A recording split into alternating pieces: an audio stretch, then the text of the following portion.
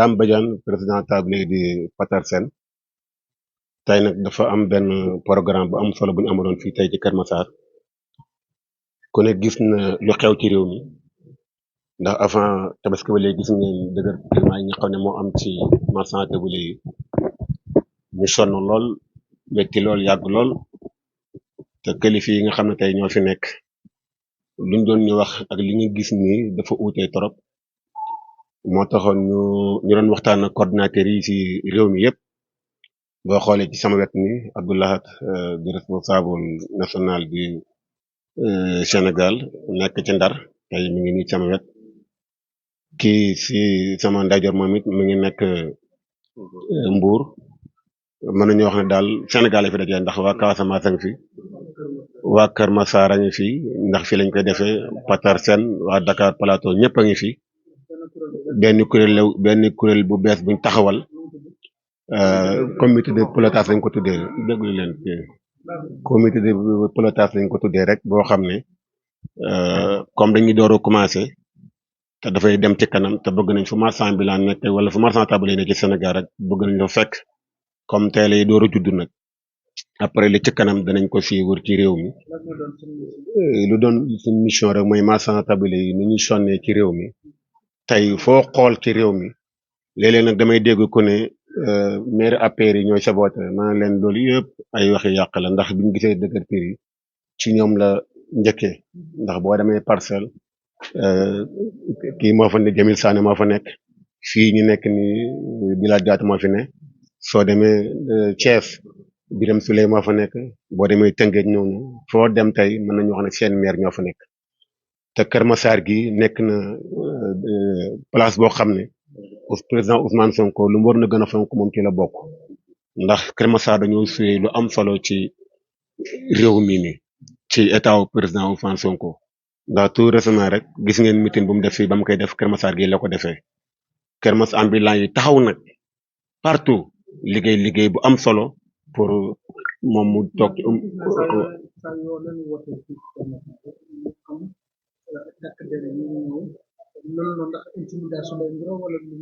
bëggoon naa yegg ci suuf sa waaye soo mayee tuuti rek ma tëjee ko waaw ma tëjee foofu li ñu gën a ëppal solo mooy marchand ambulant yi dafa am luñ taxawal ci réew mi te ñu am solo trop ci Sénégal ku xam li nga xam ne moom la ñu contribuer ci réew mi jàpp naa ne doo tëb rek def leen nii ñoom dafa am lu ñu war a njëkkee d'abord avant lii nii luñ bëgg réew mi ñoo leen gën a bëgg réew mi mais ñu lu ñuy jaaxal rek dama ko yàgg du ko revendiquer yàgg na ñu foogoon ne bu ñuy ñëwee ñoom danañ ñëw jiital waxtaan mais ñoom dañoo gis ne doole leen jiital li tax mën a doole leen jiital gis ngeen ne tey journée de réflexion bi nga xam ne ñu ko doon def fii ci Kër Massar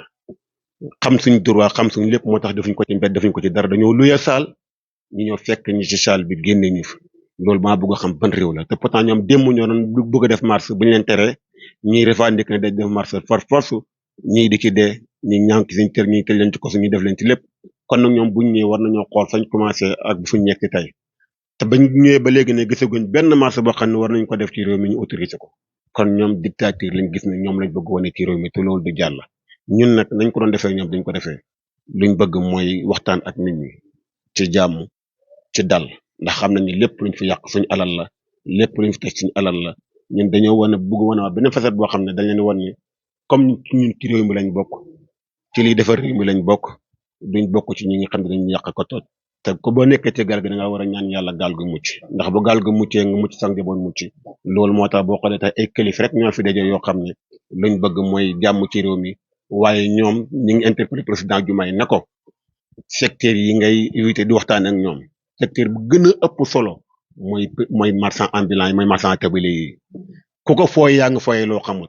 ñii lu waay doon ci réew mi ñoo la ko doon te am na loo xam ne dootuñ ko nangul kenn nag te toujours marchand ambulant dama leen wax ne yéen tim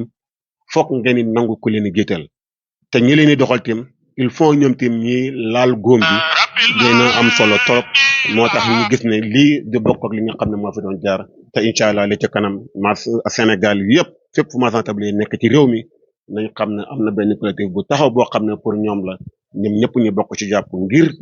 jàkkaarloo ñi nga xam ne fu ñu bëgg yóbbu xamuñu ko te ñoom bu ñu dégloo rek ñu rek la réew mi.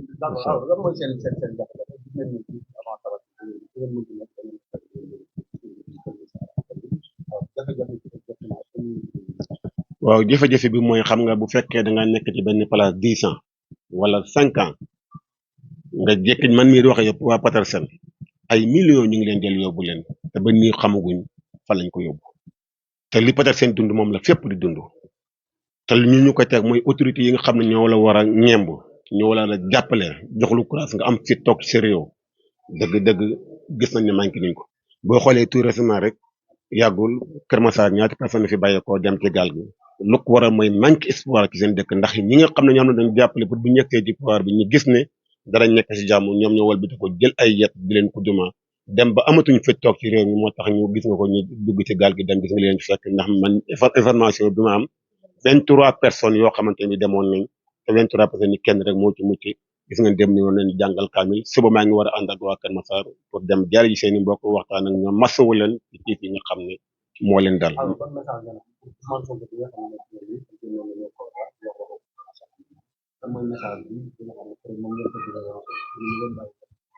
président Ousmane Sonko luñ koy laajte rek moom xam na fu mu jaar ci ay jëf premier ministre Ousmane Sonko PM ñu ngi lay réclamer na la fi nga jaar ba yegg si fi nga nekk xam nga ko ci ay difficulté ci ay jafe-jafe ci ay coono te bu doon sa jëmm képp la fi nga toog tey du fi toog ambulant yi ñoo bayoon seen lépp ngir moom mu jaralee man ñu mu ci xam bëri am na ñoo xam ne ba léegi seen cër dañ koo ñàkk ngir procès bi ku wax ñu saaga la ku wax ñu xas la benn procès rek lañ amoon benn jubluwaay lañ amoon mooy ne Ousmane Sonko ak kum fi mën a teg nañ yegg fi ñu yegg nañ dirise mënuma d'accord nag ñu dem ba càkk bi ñu ràng la ko ñi lay yeb ñi la teg foofu nga war leen dimbale war leen appuyer war leen jàppale war leen ndax yàlla kat dafa am lu mu wax lu am solo yàlla moo bind jaamu yàlla yi teg leen fi waaye gannaaw ba mu defee le parne daf na man kaana lillaahi kaana laahu lahu man yàlla ku ma nekkal ma nekkal la Ousmane Sonko nag comme askan wi lañ ko nekkaloon waroon naa taxaw ne coono bi ngeen def yépp ngir man coono bu pare naa def ko tout pour yéen waaye gis nañ ne ay coono ak ay jafe-jafe rek la ñuy dund te gis nga àll bi soo gisee sax ñi xaw a am dal tuuti seen doom yi nekk fii di liggéey di ñafe nga xam ne duñ fonctionnaire duñ dara nga xam ne benn ambulant moo mën a am sañ-sañ ñu léegi 50 000 léegi tey yaayam wax mu jox ko baayam wax mu jox ko toog xaar suba benn fonctionnaire ñemewul loolu te ñi ñoo économique réew mi te bis buñ fexee ba sooxee rek danañ xam yàgg naa ko wax nag président de la république Macky Sall ne woon naa ko ne lii raam nii boo ko teelu te artu da nga dem ba toll foo xam dootoo waxati benn ndaw lu mu dégg yoon wa président de la ñoom nekkoon nag lu ko raw gis nañu commencé nañ ko te man sama wax du fanaan biti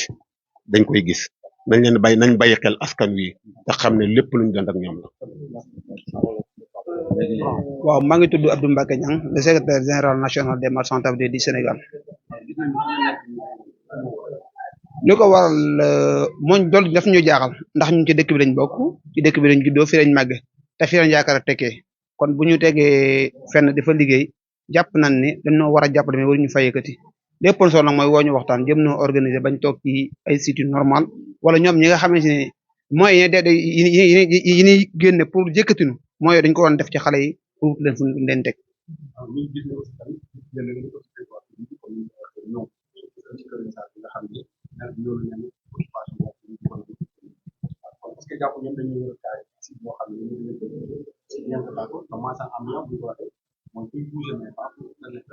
non ñun duñu ay marchands ambulants ay marchands tabliers lañ li ci tege mooy voie publique ñu ngi koy occupé mais duñu loolu lañ bëgg ndax bu ñu amoon koomul nag yaay da ngay nàmp maam raison pour laquelle ñu toog ci voie publique mais voie publique bëgguñu ko ndax xam nañ bu baax a baax a baax yenn yi oto yi fara jaar yeneen yi piétons yi fara jaar mais nag bu fekkee dañ doon programme dañu bàyyi xel ci biir programme ci biir programmation yi duñu occupé voie publique ndax bu ñuy génnee marché yi dañoo waroon di génne espace boo xam ne ci marchand ambulant dañ ko réservé pour ñoom kon dans ce cas kenn toog ci kaw yoon loolu jamuñu kenn baramatuma mais nag dañuy lancer benn message di ko lancer président de la république son excellence monsieur Bassirou Diomaye Diakhar Faye ak son PM xamal leen ni leen jeunesse bi nga xamante ni ñoo toppoon seen ginnaaw di leen xeexal jeunesse bi toppoon si ginnaaw am yaakaar jeunesse boobu ba léegi moo nekk ci réew mi tuxuñ tukkiwuñu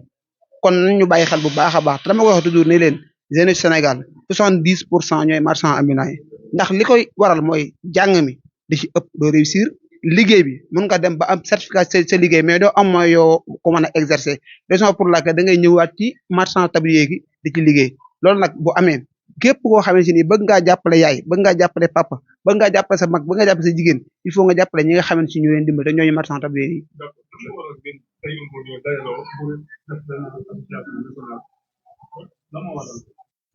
non dañoo gis ni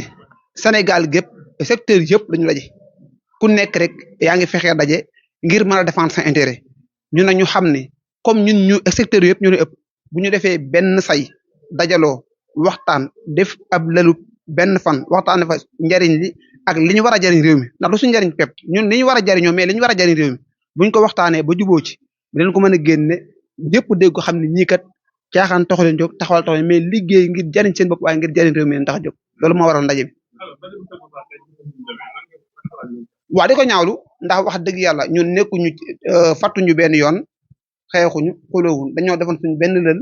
benn lieu privé ne fa di waxtaan ñu dem ba yàgg ñu gis ay force de l'ordre ñu ñëw fa taxaw génn te loolu nag intimidation la te wax dëgg yàlla jàppoon naa ni loolu ginnaaw la ñu féete mais buñ ko gisee tey ba dañ ko ñaawlu lool di ci lancé nag un message fort au ministre de l'intérieur xamal ko ni ko démb ñun ñoo waxoon ne xeet yi ay intimidation la ay torture la kon tey waruñu koo gisaat tey. Pape Diop laa tudd di président collectif des tabliers du département de Kër Massar waaw tey nag dañoo ñëw si bés bu taaru bi muy bés bi nga xam ne kuréelu marchand ambulant yu nekk si national yëpp dañoo daje di 14 régions yi si 14 régions yi département yëpp dañ fee am ay représentants muy bés bu màgg si ñun bés boobu nag ñu jëloon na benn groupe boo xam ne dañ leen a jël def leen président def leen groupe d'organisation ñu organiser jël foyer des jeunes bu Kër Massar avant boobu si lendemain bi si avant-hier bi dama waxtaan ak ki nga xam ne moom mooy le préfet mu boole maak son adjoint ñu dem toog waxtaan ak moom ñu yëgal ko xew-xew yi fi war a am mais malheureusement à ma grande surprise tey ñu nekk suñu activité ñu ñëw yebal la gendarmerie ñu ñëw pour yëkkati ñu xamuñu nag fi ñu ko teg parce que fi nekk ni dama jàpp ne jaay doole bi ñu doon xeex population bi yëpp di ko xeex tey la gën a raw ndax tey li ñu wane nañ ñu ne marchand ambulant yi ñun dañoo traité wul marchand tablier yi ñun dañoo deful sax ñuy nit parce que marchand ambulant ak marchand tablier yi ñoo ànd doon benn say ci trottoir Sénégal yëpp parce que ku défendre tablier défendre marchand ambulant waaye ñoom dañoo jóg tey pour maltraiter ñu waaye ñu jóg pour def suñu organisation lëkkaloo pour mën a doon benn ñu xamal nag adduna bi yëpp di xamal Sénégal ne à partir d'aujourd'hui ñi nga xam ne moom mooy marchand tablier yi nekk Sénégal yëpp boole nañ seen doole fas yéene nañ doon benn créer benn comité de pilotage boo xam ne dañuy génnee jafe-jafe li nga xam ne moom mooy marchand tablier yi nekk Sénégal yëpp waaye tamit di lancer appel sunu yeneen moroomu président yi nga xam ne des nañu parce que présidents yi dañoo bari am na ay présidents sax communal xeebuñu kenn toutes les présidents organisations structures yi nga xam ne moom mooy nekk ci ni trottoir Sénégal na ñëpp ñëw pour ñu doon benn na ñëpp ñëw tàllal nañu ñëpp loxo te incha allah dinañu dem tamit def tournée seeti ji ñëpp fépp waay nekk dinañ fa ñëw danañu ànd ak yow ñu ànd ak li nga xam ne moom mooy ci combat bi. D'abord, président départemental de Rufisque, en même temps membre de ce collectif national. Bon, on s'est réunis aujourd'hui pour réunir nos forces et être unis pour combattre un seul combat, le combat des tabliers. Parce que depuis quelque temps, on a subi des séries de déguerpissements sans tolérance. Ce qu'on peut voir, sans tolérance. Parce qu'il y a des gens qui sont dans des marchés, même dans les marchés, on a déguerpi les marchés. Et quand on dit il faut aller vendre, on te dit tu n'as qu'à partir dans un marché. Même si on déguerpit les marchés, mais ils n'ont qu'à trouver un autre site de recasement où on peut recaser certains commerçants. Parce que nous sommes des citoyens. Donc, le gouvernement doit organiser ses citoyens, doit accompagner ses citoyens, soit côté financement, côté formalisation. Mais on voit un gouvernement qui déguerpit sa population, un gouvernement qui rejette sa population, un gouvernement qui encourage sa population d'aller périr dans les mers, un gouvernement qui encourage sa population d'aller être des agresseurs, un gouvernement qui encourage sa population d'aller faire du banditisme. On est dans quel pays? Nous avons voté pour la rupture. Nous avons voté pour la rupture. Donc, nous n'avons pas voté pour la continuité. Donc, si on a élu le gouvernement de Bassirou Diomaye Faye et de Ousmane Sonko, c'est pour régler la solution des Sénégalais. Et pourtant, Ousmane Sonko nous a vendu son projet. Et lorsqu'il nous vendait son projet, il nous disait qu'il avait des solutions. Mais aujourd'hui, où sont ces solutions? C'est ce que nous lui demandons. Nous demandons le Premier ministre Ousmane Sonko de nous recevoir le plus rapidement possible dans une table de négociation pour régler le problème des marchands tabliers pour une fois pour bonne pour tous. Donc nous avons pris des plans d'action que nous allons mener d'ici peu de temps. Moins d'une semaine, nous allons mener nos plans d'action. Nous allons nous faire une démonstration de force que nous allons montrer aux Sénégalais que nous, les commerçants, les tabliers, nous, les acteurs économiques de ce pays, parce que je vous donne un exemple. Si quand on dit un grand commerçant part voyager en Chine, amène son conteneur. Si ce ne sont pas les tabliers, ce commerçant ne pourra pas vendre ses marchandises. Donc, nous faisons partie de cette population. Donc, j'appelle au Premier ministre et le président de la République, M. Bassirou Diomaye Faye, nous préparons de lui montrer que nous sommes des citoyens et nous posons des actes forts pour le développement de ce pays. Quel est votre plan d'action? Bon, notre plan d'action, nous n'allons pas le publier. En tout cas, vous allez savoir ça.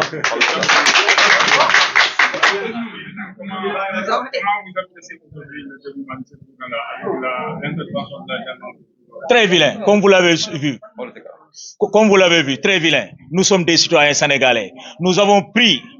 un lieu privé pour tenir cette séminaire, pour lui montrer que nous sommes des vrais citoyens, nous sommes des responsables. C'est pourquoi cela, on a loué la salle. On ne nous a pas prêté la salle. On n'a pas venu dans la salle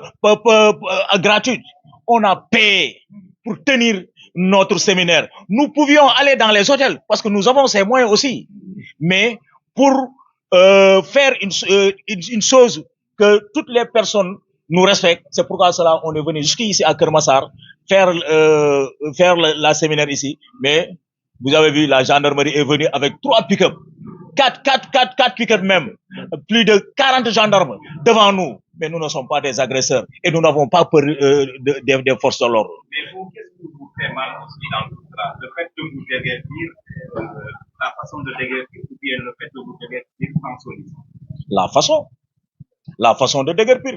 déguerpir. Quand tu nous déguerpis, il faut nous aviser d'abord. Vous voyez, à la veille de la fête de la Tabaski, on a déguerpi Kermassar. Et tu as vu, tous les commerçants qu'on a déguerpis, c'est des parents. Ils achètent des moutons de la Tabaski. Mais quand on arrange une solution, mais c'est pas comme ça. C'est ce que j'ai dit tout à l'heure. On a voté pour la rupture. Donc, ils viennent avec des solutions, mais pas pour déguerpir. Nous avons créé notre propre entreprise. Parce que ici au Sénégal, il n'y a pas beaucoup de travail. Et ce secteur, il y a des cultivateurs, il y a des éleveurs, il y a beaucoup de choses. Donc, ils n'ont qu'à venir encadrer ce secteur, formaliser ce secteur pour le développement du pays. Donc, la situation, on a même qui au banc des activités. Mais si, l'État, le président Ousmane Sonko, le premier ministre Ousmane Sonko, c'est lui qui a donné les instructions. Il l'a dit. C'est lui qui a donné des instructions. À Koloban, il avait dit qu'il n'était pas au courant. Mais après, lorsqu'il a reçu les commerçants de Koloban, il a dit c'est eux qui ont donné les instructions. Donc, nous accusons le premier ministre. Mais le prétexte était que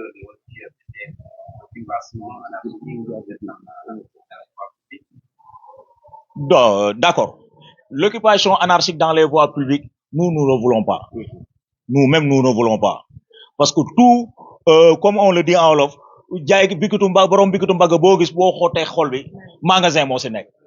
donc,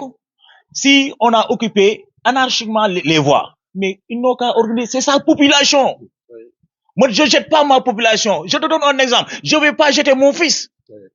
Si mon fils il fait quelque chose d'anormal, je l'essaye de l'organiser. Mais c'est ce que le gouvernement doit faire. Nous attendons le gouvernement qu'il organise ce secteur, qu'il aide ce secteur. Nous ne voulons pas de financement. Ce que nous voulons, la paix. Si nous avons la paix, nous avons les moyens pour travailler. Il y a quand même ces opérations.